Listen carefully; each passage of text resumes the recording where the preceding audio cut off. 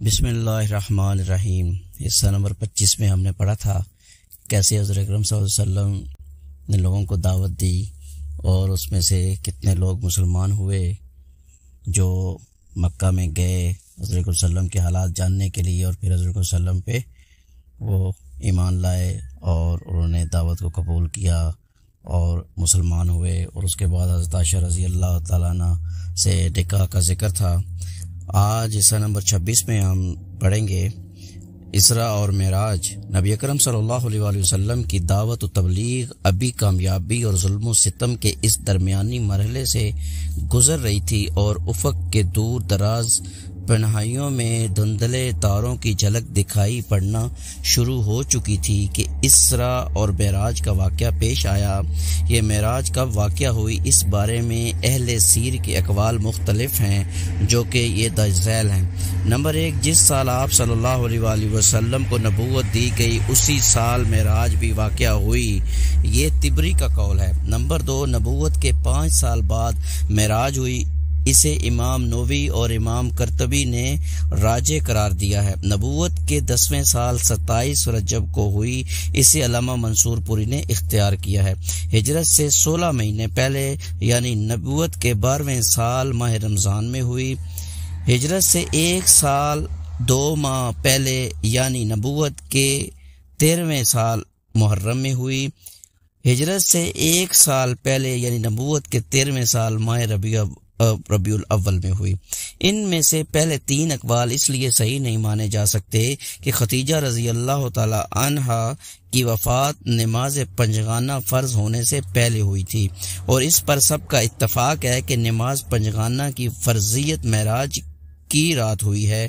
اس کا مطلب یہ ہے کہ حضرت ختیجہ رضی اللہ تعالیٰ عنہ کی وفات معراج سے پہلے ہوئی تھی، اور معلوم ہے کہ حضرت ختیجہ رضی اللہ تعالیٰ عنہ کی وفات نبوت کے 10ویں سال ماہ رمضان میں ہوئی تھی، لہذا معراج کا زمانہ اس کے بعد کا ہوگا، اس سے پہلے کا نہیں۔ باقی رہے اخیر کے 3 اقوال، تو ان میں سے بھی کسی کو کسی پر ترجیح دینے کے لیے کوئی دلیل نہ مل سکی۔ البتہ سورہ اسراء کے سیاق سے اندازہ ہوتا ہے کہ یہ واقعہ مکی زندگی کے بالآخر دور میں آیا۔ ائمہ حدیث نے اس واقعے کو جو تفصیلات روایت کی ہیں، ہم اگلی سطور میں ان کا حاصل پیش کر رہے ہیں۔ ابن قیم لکھتے ہیں کہ صحیح قول کے مطابق رسول اللہ صلی اللہ علیہ وآلہ وسلم کو آپ کے جسم مبارک سمیت براق پر سوار کر کے حضرت جبرائیل علیہ السلام کی معیت میں مسجد حرام سے بیت المقدس تک سیر کرائی گئی، پھر آپ صلی اللہ علیہ وآلہ وسلم نے وہاں نزول فرمایا اور انبیاء علیہ السلام کی امامت فرماتے ہوئے نماز پڑھائی اور براق کو مسجد کے دروازے کے حلقے سے باندھ دیا تھا۔ اس کے بعد اسی رات آپ صلی اللہ علیہ وآلہ وسلم کو بیت المقدس سے آسمان دنیا تک لے جایا گیا۔ جبرائیل علیہ السلام نے دروازہ کھلوایا، آپ صلی اللہ علیہ وآلہ وسلم کے لیے دروازہ کھولا گیا۔ آپ صلی اللہ علیہ وآلہ وسلم نے وہاں انسانوں کے باپ حضرت آدم علیہ السلام کو دیکھا اور انہیں سلام کیا۔ انہوں نے آپ صلی اللہ علیہ وآلہ وسلم کو مرحبا کہا، سلام کا جواب دیا اور آپ صلی اللہ علیہ وآلہ وسلم کی نبوت کا اقرار کیا۔ اللہ نے آپ صلی اللہ علیہ وآلہ وسلم کو ان کی دائیں جانب سعادت مندوں کی روحیں اور بائیں جانب بدبختوں کی روحیں دکھلائیں۔ پھر آپ صلی اللہ علیہ وآلہ وسلم کو دوسرے آسمان پر لے جایا گیا اور دروازہ کھلوایا گیا۔ آپ صلی اللہ علیہ وآلہ وسلم نے وہاں حضرت یحییٰ بن زکریہ علیہ السلام اور حضرت عیسیٰ بن مریم علیہ السلام کو دیکھا، دونوں سے ملاقات کی اور سلام کیا۔ دونوں نے سلام کا جواب دیا اور مبارکباد دی۔ آپ صلی اللہ علیہ وآلہ وسلم کی نبوت کا اقرار کیا۔ پھر تیسرے آسمان پر لے جایا گیا۔ آپ صلی اللہ علیہ وآلہ وسلم نے وہاں حضرت یوسف علیہ السلام کو دیکھا اور سلام کیا، انہوں نے جواب دیا، مبارکباد دی اور آپ صلی اللہ علیہ وآلہ وسلم کی نبوت کا اقرار کیا۔ پھر چوتھے آسمان پر لے جایا گیا، وہاں آپ صلی اللہ علیہ وآلہ وسلم نے حضرت ادریس علیہ السلام کو دیکھا اور انہیں سلام کیا، انہوں نے جواب دیا، مرحبا کہا اور آپ صلی اللہ علیہ وآلہ وسلم کی نبوت کا اقرار کیا۔ پھر پانچویں آسمان پر لے جایا گیا، وہاں آپ صلی اللہ علیہ وآلہ وسلم نے حضرت ہارون علیہ السلام بن عمران علیہ السلام کو دیکھا اور انہیں سلام کیا، انہوں نے جواب دیا، مبارکباد دی اور اقرار نبوت کیا۔ پھر آپ صلی اللہ علیہ وآلہ وسلم کو چھٹے آسمان پر لے جایا گیا، وہاں آپ صلی اللہ علیہ وسلم کی ملاقات حضرت موسیٰ علیہ السلام بن عمران سے ہوئی، آپ صلی اللہ علیہ وسلم نے سلام کیا، انہوں نے مرحبا کہا اور اقرار نبوت کیا۔ البتہ جب آپ صلی اللہ علیہ وسلم سے وہاں سے آگے بڑھے تو وہ رونے لگے۔ ان سے کہا گیا کہ آپ کیوں رو رہے ہیں؟ انہوں نے کہا میں اس لیے رو رہا ہوں کہ ایک نوجوان جو میرے بعد مبعوث کیا گیا اس کی امت کے لوگ میری امت کے لوگوں سے بہت زیادہ تعداد میں جنت میں داخل ہوں گے۔ اس کے بعد آپ صلی اللہ علیہ وسلم کو ساتویں آسمان پر لے جایا گیا۔ وہاں آپ صلی اللہ علیہ وسلم کی ملاقات حضرت ابراہیم علیہ السلام سے ہوئی۔ آپ صلی اللہ علیہ وسلم نے انہیں سلام کیا، انہوں نے جواب دیا، مبارکباد دی اور آپ صلی اللہ علیہ وسلم کی نبوت کا اقرار کیا۔ اس کے بعد آپ صلی اللہ علیہ وسلم کو سدرۃ المنتہا تک لے جایا گیا۔ پھر آپ صلی اللہ علیہ وسلم کے لیے بیت المعمور کو ظاہر کیا گیا، پھر خدا جبار جل جلالہ کی دربار میں پہنچایا گیا اور آپ صلی اللہ علیہ وسلم کے اتنے قریب ہوئے کہ 2 کمانوں کے برابر یا اس سے بھی کم فاصلہ رہ گیا۔ اس وقت اللہ نے اپنے بندے پر وحی فرمائی، جو کچھ وحی فرمائی اور 50 وقت کی نمازیں فرض کی۔ اس کے بعد آپ صلی اللہ علیہ وسلم واپس ہوئے، یہاں تک کہ حضرت موسیٰ علیہ السلام کے پاس سے گزرے تو انہوں نے پوچھا کہ اللہ نے آپ صلی اللہ علیہ وسلم کو کس چیز کا حکم دیا ہے؟ آپ صلی اللہ علیہ وسلم نے فرمایا 50 نمازوں کا۔ انہوں نے کہا کہ آپ صلی اللہ علیہ وسلم کی امت اس کی طاقت نہیں رکھتی، اپنے پروردگار کے پاس واپس جائیے اور اپنی امت کے لیے تخفیف کا سوال کیجیے۔ آپ صلی اللہ علیہ وسلم نے حضرت جبرائیل علیہ السلام کی طرف دیکھا، گویا ان سے مشورہ لے رہے ہیں۔ انہوں نے اشارہ کیا کہ ہاں، اگر آپ صلی اللہ علیہ وسلم چاہیں۔ اس کے بعد حضرت جبرائیل علیہ السلام آپ صلی اللہ علیہ وسلم کو جبار تبارک تعالیٰ کے حضور لے گئے اور وہ اپنی جگہ تھا۔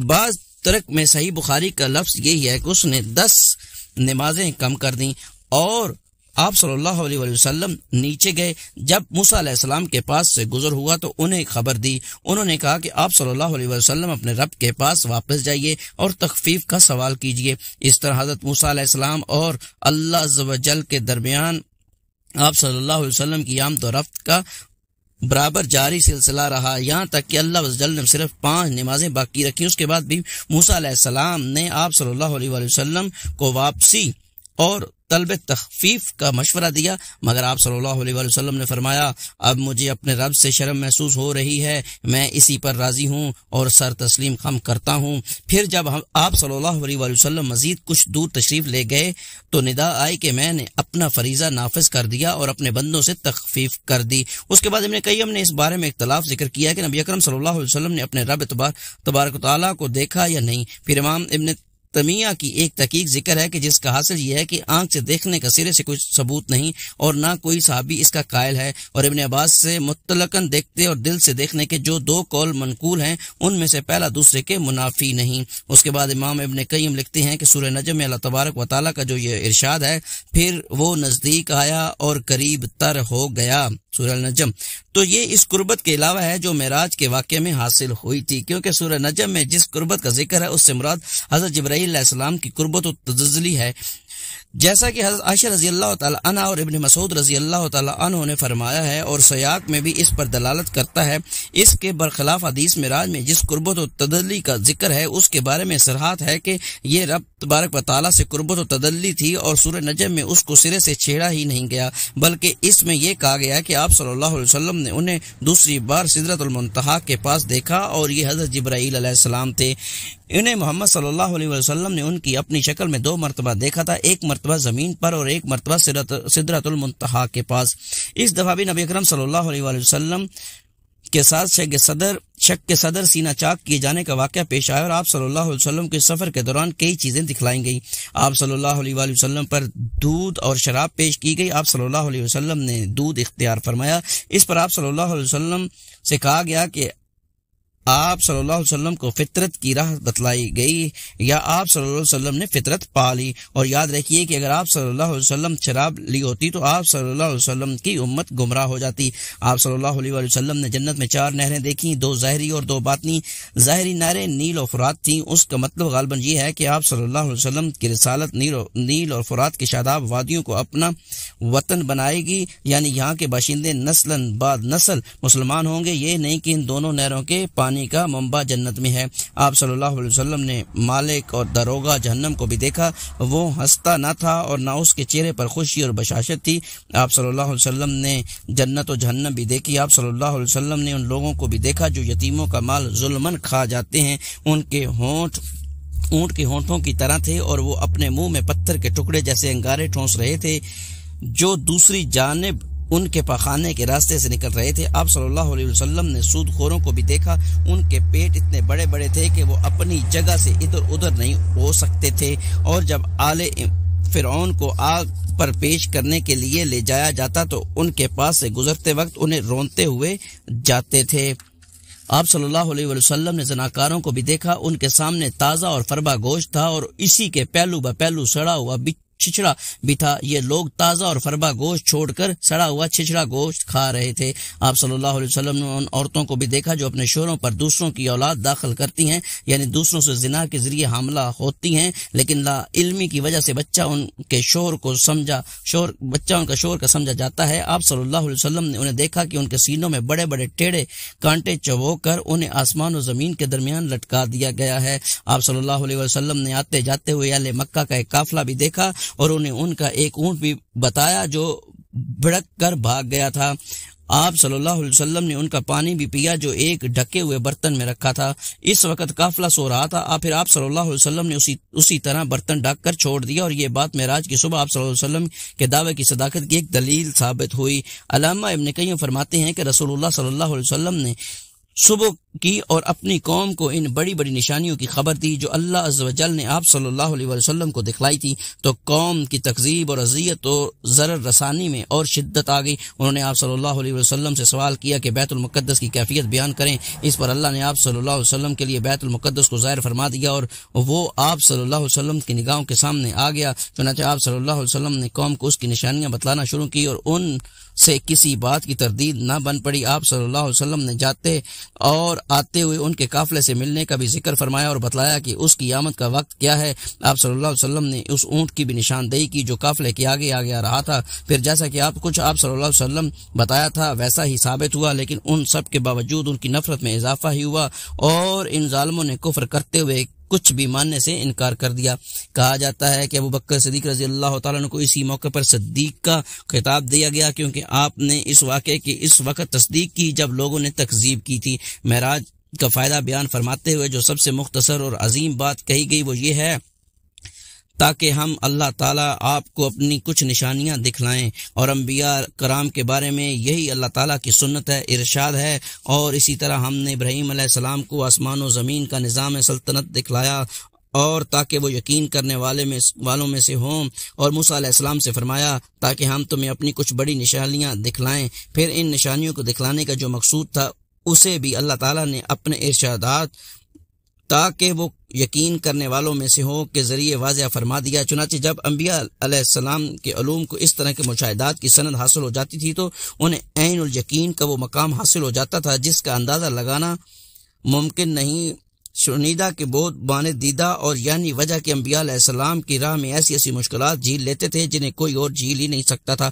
در حقیقت ان کی نگاہوں میں دنیا کی ساری قوتیں مل کر بھی مچھر کے پر کے برابر حیثیت نہیں رکھتی تھیں، اسی لیے وہ ان قوتوں کی طرف سے ہونے والی سختیوں اور ایزا رسانیوں کے لیے کوئی پرواہ نہیں کرتے تھے۔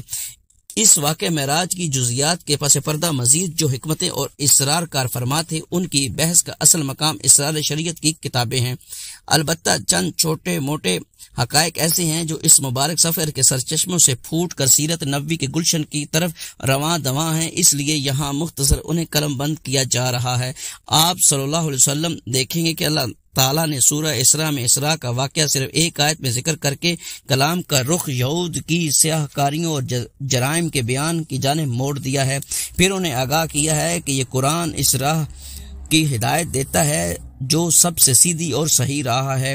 قرآن پڑھنے والے کو بس اوقات شبہ ہوتا ہے کہ دونوں باتیں بےجوڑ ہیں، لیکن در حقیقت ایسا نہیں ہے، بلکہ اللہ تعالیٰ اس اسلوب کے ذریعے یہ اشارہ فرما رہا ہے کہ اب یہود کو نوع انسانی کی قیادت سے معزول کیا جانے والا ہے، کیونکہ انہوں نے ایسے جرائم کا ارتکاب کیا ہے جن سے ملوث ہونے کے بعد انہیں اس منصب پر باقی نہیں رکھا جا سکتا، لہذا اب یہ منصب رسول اللہ صلی اللہ علیہ وسلم کو سونپا جائے گا اور دعوت ابراہیمی کے دونوں مراکز ان کے ماتحت کر دیے جائیں گے۔ بالفرض دیگر اب وقت آ گیا ہے کہ روحانی قیادت ایک امت سے دوسری امت کو منتقل کر دی جائے، یعنی ایک ایسی امت سے جس کی تاریخ عذر و خیانت اور ظلم و بدکاری سے بری ہوئی ہو، یہ قیادت چھین کر ایک ایسی امت کے حوالے کر دی جائے جس سے نیکیوں اور بلائیوں کے چشمے پھوٹیں گے اور جس کا پیغمبر سب سے زیادہ درست راہ بتانے والے قرآن کی وحی سے بہرہ ہے۔ لیکن یہ قیادت منتقل کیسے ہو سکتی ہے جبکہ اس امت کا رسول مکے کے پہاڑوں میں لوگوں کے درمیان ٹھوکریں کھاتا پھر رہا ہے؟ اس وقت یہ ایک سوال تھا جو ایک دوسری حقیقت سے پردہ اٹھا رہا تھا، اور وہ حقیقت یہ تھی کہ اسلامی دعوت کا ایک